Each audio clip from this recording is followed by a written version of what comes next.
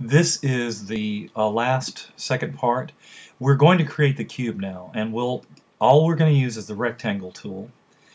We'll simply just draw kind of an oblong shape, not quite a square, and then going to the scale tool, we'll go down and find the shear tool. Now, rather than shearing it with the center point there, I'm going to click and let go to move the origin for the shear to there. Then click, and holding the shift key down, I'm going to click over to the right and drag it downward. Now that creates a perspective side of the box.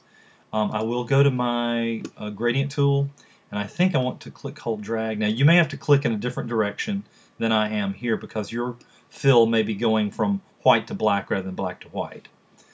Now once I have this shape, I'm going to go and edit copy, then edit paste in front. Then instead of the shear tool, we're going to use a reflect tool. Now move to the reflect tool and then click right on this edge, on the right edge, and then as I click, hold, drag, it will make a copy of it. Now it might not be in the exact position, so you can use your cursor keys on your keyboard to move it back and forth into position. Again, I will need to get to my gradient tool and tweak the gradient fill some. Let's do maybe that, or maybe start it here. Okay, whatever you're happy with. Then we'll do almost the same thing we did before. Is we'll do a copy, then we'll do a paste in front. Then we're going to use the reflect tool and click right on where the two lower or upper corners, meet each other for those. Now we're going to reflect it, but without the shift key held down this time. We're going to position so that it looks like an open box, either left or right. Then with the direct select tool, we're going to click off the shape and then click on the two upper corners.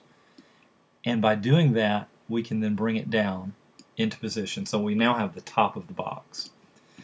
The last thing we'll need is to create the shadow. And this can be done fairly easily by simply creating a copy of the top, edit copy, edit paste in back, and then move it down into position. Let's send it to the back. Sometimes you have to do that. And then if you want to, you can use the direct select tool to grab onto the points and reshape the shadow if you think it would look better extended.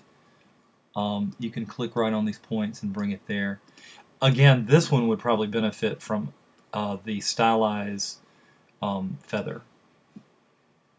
Let's preview that. That looks pretty nice, and we might just fill it with solid black instead of the other tone.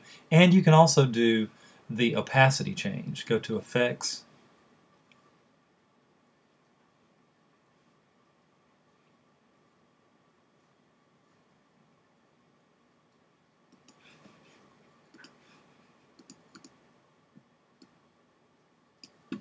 you can change the opacity on the menu right there to say 50%, and that looks nice. That wasn't showing up earlier, and that's what was confusing me on that. But go to your selection arrow, and usually your opacity will show up there. So this concludes your project. Do save it as a PDF. Obviously, let's go to the LaCie drive is not currently up and running. Well, you'll simply click on Adobe PDF, and then we'll give it a name, ART205, and you can call this Basic Shapes. And if you want to, well, I would suggest just putting your name in there as well. Your name would go here.